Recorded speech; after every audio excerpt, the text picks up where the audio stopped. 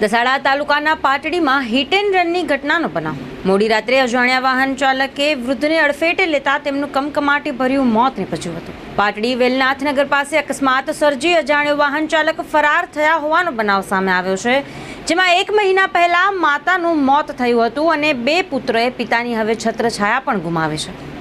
મારું નામ સાગરભાઈ રબારી, હું સામાજિક કાર્યકર્તા વેલનાથનગર। કાલે રાત્રે 12 વાગે એવા સમાચાર મળ્યા કે વેલનાથનગર સામે એક્સિડન્ટ થયો છે। એટલે અમને સમાચાર મળ્યા, અમે આવ્યા।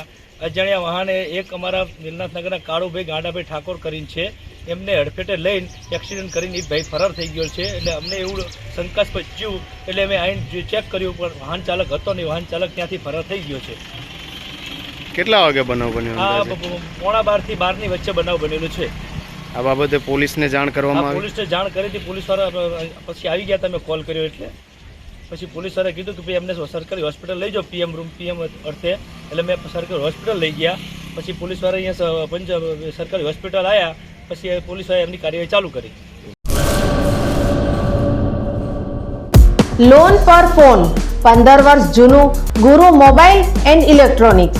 દરેક કંપનીના જૂના અને નવા મોબાઈલ લોન ઉપર મળશે અને ઇલેક્ટ્રોનિક્સ આઇટમો ફ્રીજ, ટીવી, વોશિંગ મશીન। ગુરુ મોબાઈલ એન્ડ ઇલેક્ટ્રોનિક્સ સંતોષી માતાના મંદિર પાસે અને અમારી અન્ય બ્રાન્ચ ગુરુ મોબાઈલ પોઈન્ટ આભા હોટલ નીચે, પેટ્રોલ પંપ સામે, ભુજ।